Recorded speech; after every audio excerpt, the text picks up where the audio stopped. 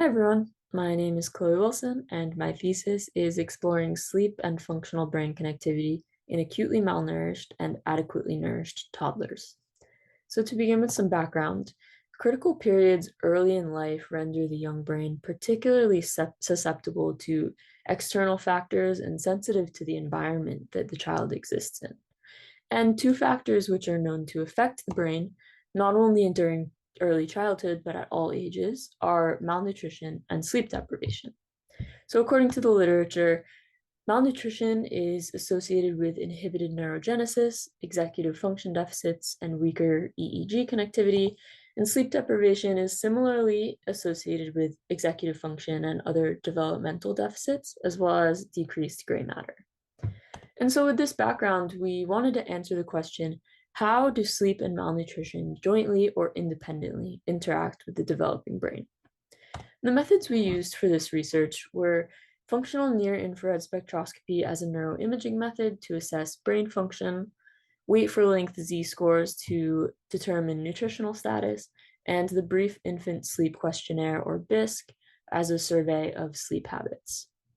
And we decided to get participants from the Mirpur district of Dhaka, Bangladesh, where studies of malnutrition are most relevant because they experience high rates of childhood food insecurity. Now, you might be wondering, what is FNIRS? So this is a neuroimaging method that relies on our knowledge that oxygenated and deoxygenated hemoglobin absorb light differently. So by sending light into the brain and detecting what comes out, we're able to determine the relative concentrations of oxygenated and deoxygenated hemoglobin at the cortical surface. And why do we care about the concentrations of hemoglobin? Well, they tell us how active the brain is at that channel location because we know that the brain needs oxygen to function. And so when two separate regions in the brain have highly overlapping temporal activity patterns, which is measured with correlation, they are thought to have high functional connectivity and belong in the same brain network. Specifically, when the brain is not engaged in a task, we call this resting state functional connectivity. And so this is what we used for our study. Here's a map of what our head caps looked like with sources and detectors. So we had two groups of participants, all at 12 months old, and we based these two groups on weight for length z-scores and World Health Organization classifications of malnutrition. So we have the acutely malnourished group and the adequately nourished group. In our study of these groups, we had two main hypotheses. The first was that the groups will differ in correlations between sleep and resting state functional connectivity, particularly in the areas supporting executive functions. And the second is that brain connectivity will mediate any effect of nutritional status on sleep patterns. So this is a basic overview of our procedure.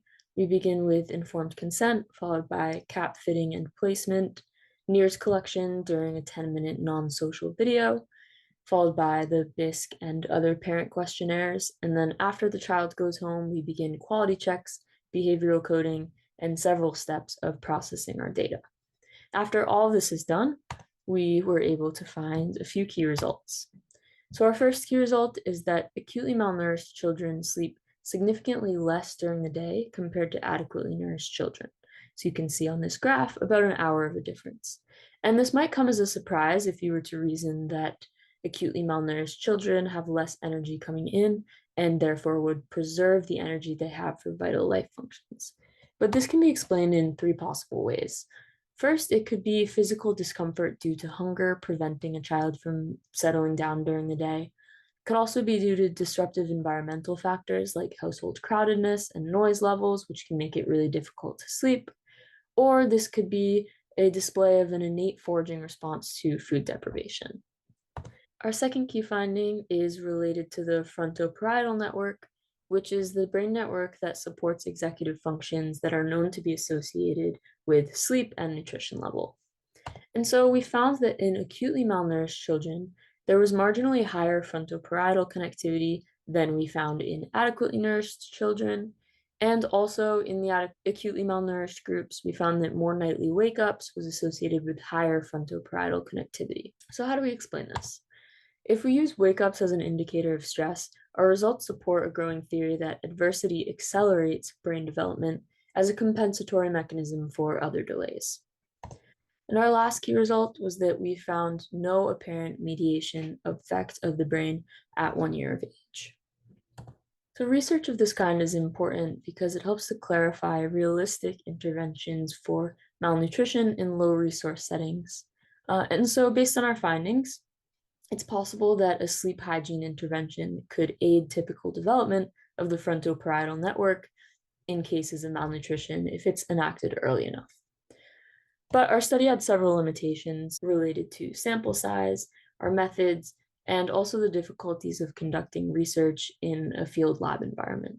So in the future, it would be valuable to repeat this research with larger samples, perhaps try other neuroimaging methods like EEG, or different types of sleep metrics like sleep actigraphy. And finally, it would be useful to look at different time points to examine changes over time after intervention. So I'll leave you with these key takeaways. Thank you for watching.